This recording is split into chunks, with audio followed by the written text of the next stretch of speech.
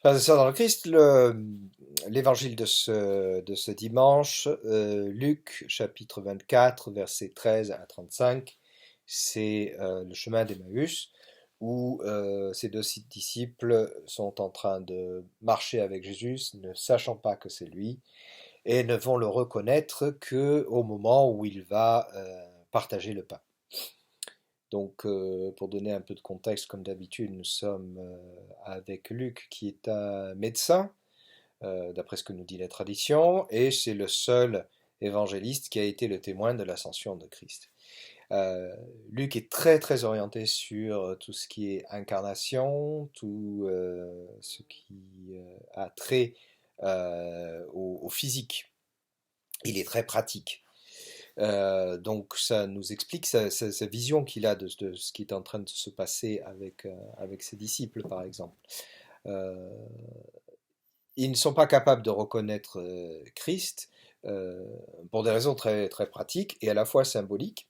Pratiques parce qu'ils sont en train de marcher en direction du couchant. Et en direction du couchant, on est aveuglé par le soleil et ils ne peuvent pas forcément le reconnaître. Mais aussi parce que, symboliquement, parce que un chrétien normalement marche pas en direction du couchant, mais du levant, le symbole de la résurrection. Aussi, ça, des raisons très, très pratiques, ils ne le reconnaissent pas parce que ils n'ont pas vécu avec lui. Ce sont des disciples du christianisme, du début du christianisme, mais ils n'ont pas été des disciples de Jésus-Christ directement.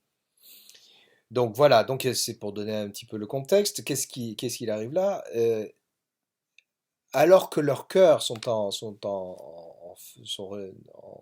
réchauffés du fait d'entendre Christ qui est en train de parler pourquoi, de leur expliquer pourquoi il est arrivé tout ça à travers les Écritures, depuis Moïse qui représente la loi et les prophètes, ils sont capables de le reconnaître que au moment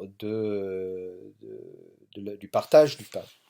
Parce que le partage du pain est quelque chose de très symbolique, c'est quelque chose de physique, euh, et c'est un, un des points euh, importants pour Christ, qui voulait tout d'abord nourrir les pauvres, d'où la multiplication des pains.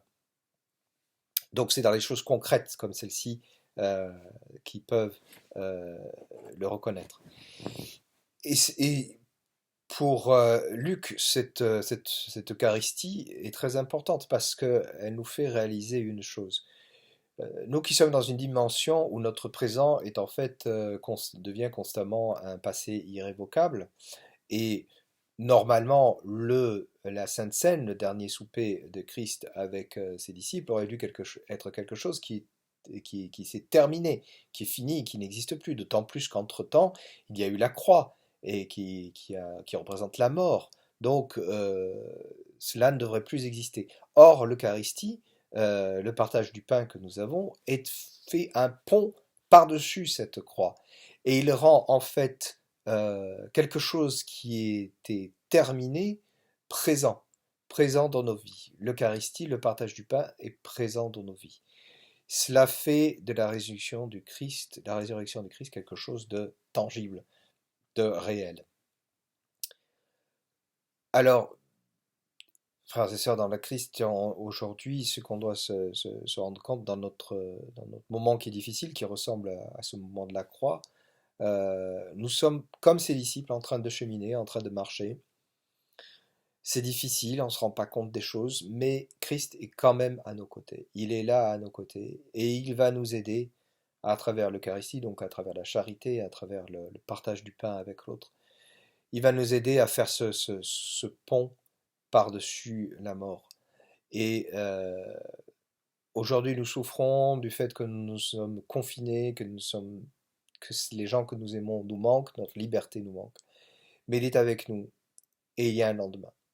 Et ce lendemain, il sera un lendemain de résurrection, où nous serons de nouveau ensemble et nous serons heureux. Amen.